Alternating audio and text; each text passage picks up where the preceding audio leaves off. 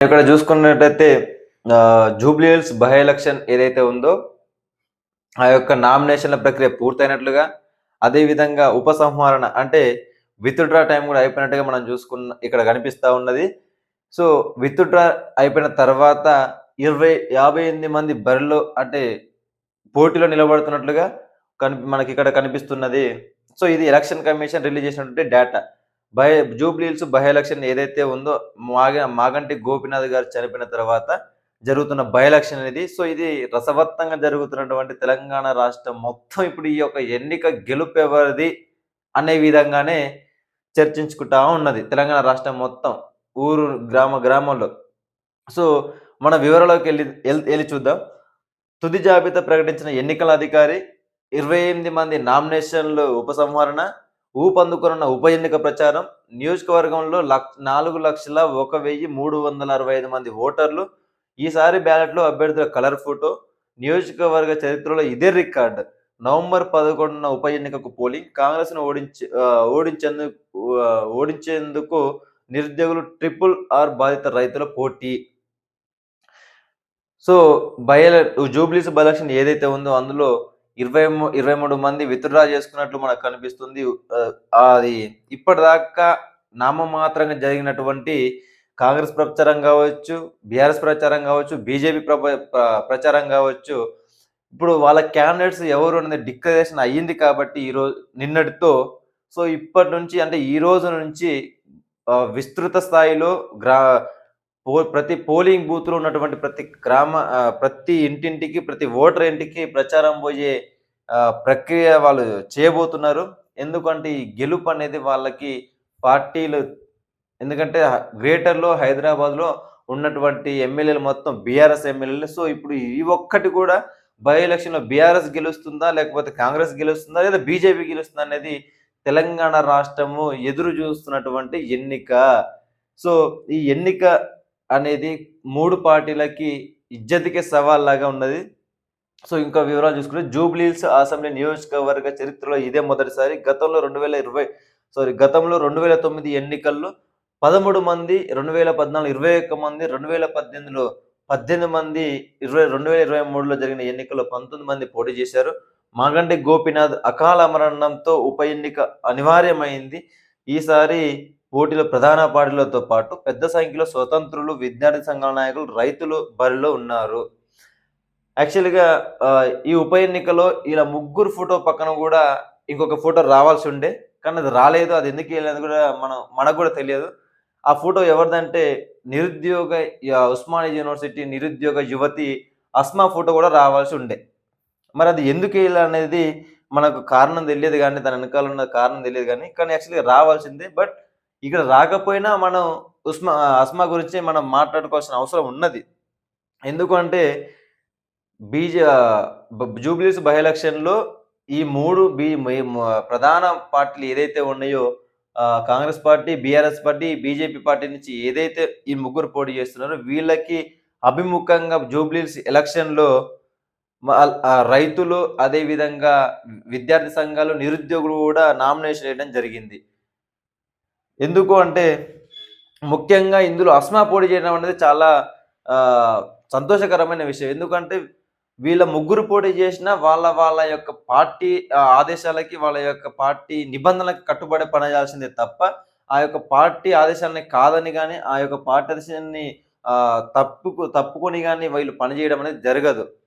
So, ఇందులో అస్మా పోటీ నిరుద్యోగ యువతి ఎవరైతే అస్మా ఉన్నారో వాళ్ళు పోటీ చేయడం వల్ల మీ నిరుద్యోగులు మొత్తం అస్మాకి ఓటేసినట్లు గెలిపిస్తే అస్మాని నిరుద్యోగుల తరపున పోరాడటానికి, మాట్లాడడానికి ఒక గొంతు నిరుద్యోగులకి రాబోతుందని ఒక గళం విప్పగలదని చెప్పి నిరుద్యోగులు అందరూ జూబ్లీహిల్స్ ఉన్నటువంటి నిరుద్యోగులు కావచ్చు, లేకపోతే తెలంగాణలో హైదరాబాద్‌లో ఉండి కోచింగ్ తీసుకున్నటువంటి వ్యక్తులు, నిరుద్యోగులు ఎవరైతే ఉన్నారో వాళ్ళందరూ వెళ్లి అస్మాకి ప్రచారం చేయవలసిందిగా యాక్చువల్లీ ప్రచారం చేయాల్సిందే. చేయవలసిందే కాదు. చేస్తేనే నిరుద్యోగుల తరపున ఒక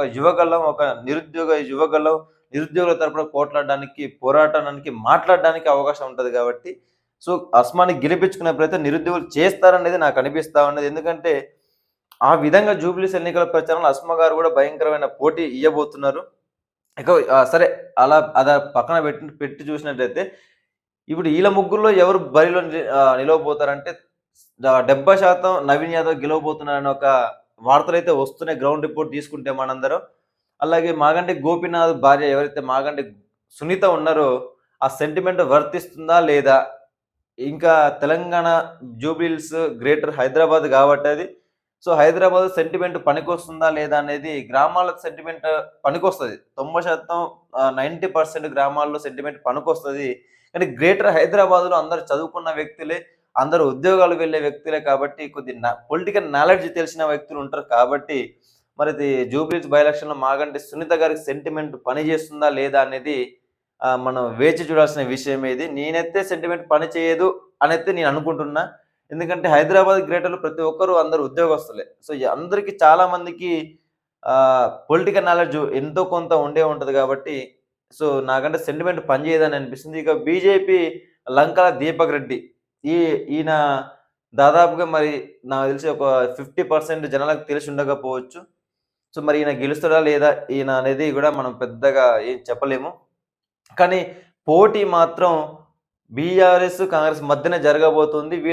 బీఆర్ఎస్, బీజేపీకి అభిముఖంగా నిరుద్యోగ యువతి అస్మా ఎవరైతే నామినేషన్ ఏసారో వాళ్ళే పోటీలో వీళ్ళ ముగ్గురికే పోటీ అని మాత్రం నేను ఖచ్చితంగా చెప్పగలను. బీజేపీ ఏదో నామమాత్రానికి మొన్న ఒక క్యాండిడేట్‌ని నియమించి ఏదో పెట్టాలి కాబట్టి ఒక నామినేషన్ ఏపియడం జరిగినట్టుగానే కనిపిస్తా ఉన్నది.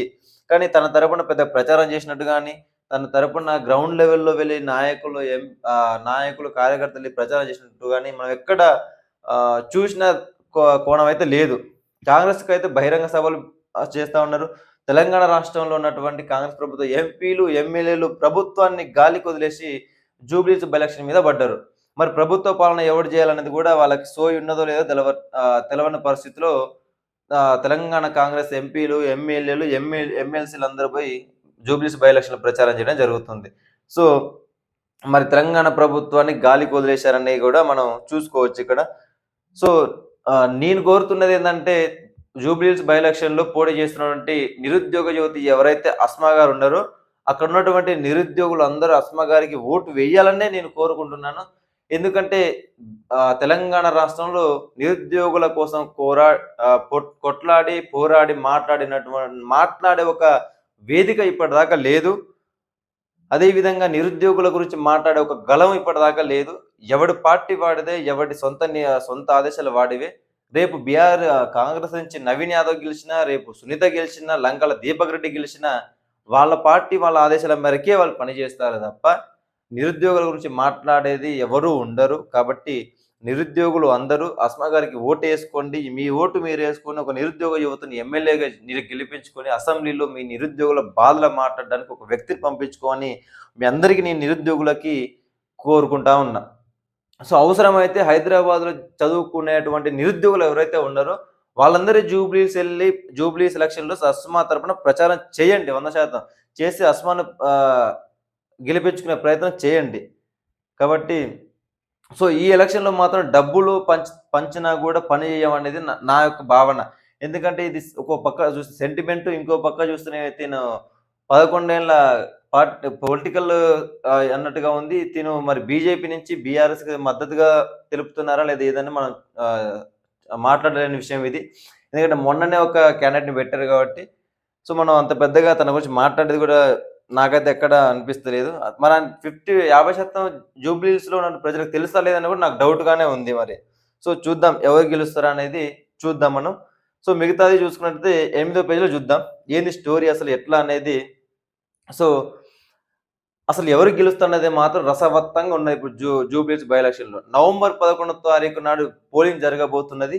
సో, ఆ పోలింగ్‌లో వచ్చేటువంటి ఆ పోలింగ్‌లో ఎన్ని ఓట్లు పోలైతున్నాయి, ఎంత శాతం పోలైతుంది అనేది డిసైడ్ అయిన తర్వాత ఆ రోజు వచ్చే రిజల్ట్‌ని బట్టి మనం చూడాల్సిందే. సో, అక్కడ 58 మంది బరిలో ఇదంతా ఎట్లా అయిందనేది మనం ఒకసారి వార్తలకెళ్ళి చూస్తే జూబ్లీహిల్స్ అసెంబ్లీ ఉప ఎన్నికల బరిలో అభ్యర్థుల తుది జాబితా ఖరారైంది.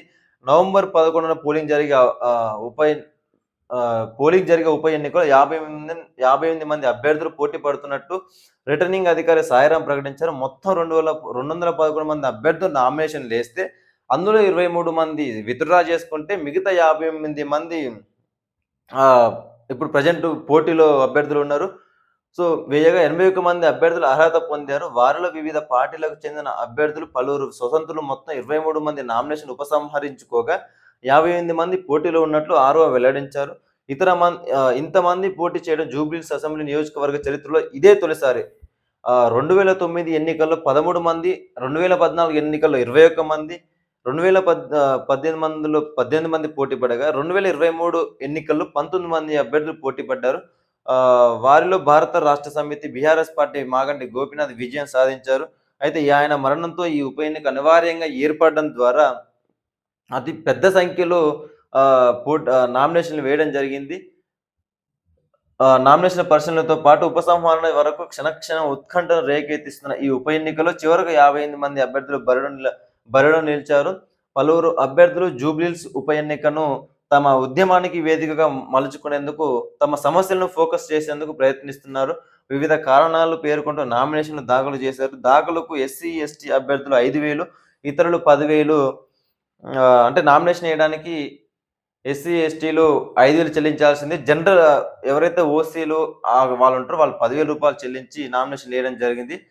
సో, మొత్తానికి చూసుకున్నట్లయితే Jubilee Hills by election polling November 11వ తారీఖున జరగబోతుంది. జరిగిన తర్వాత రిజల్ట్ వచ్చే రోజు వరకి ఎదురు చూడాల్సిన అవకాశం ఉంది. సో, 100% ఇంకొకసారి చెప్తున్నా, నిరుద్యోగులు ఎవరైతే పోటీ చేస్తున్నారో వాళ్ళకే ఓటు వేయండి. మీ తరపున మాట్లాడే గళాన్ని అసెంబ్లీలోకి పంపించుకోమని మీ అందరిని కోరుకుంటున్నాను. సో, ఇది జూబ్లీహిల్స్ బై ఎలక్షన్‌లో మనం చూసుకున్నటువంటి వీడియో.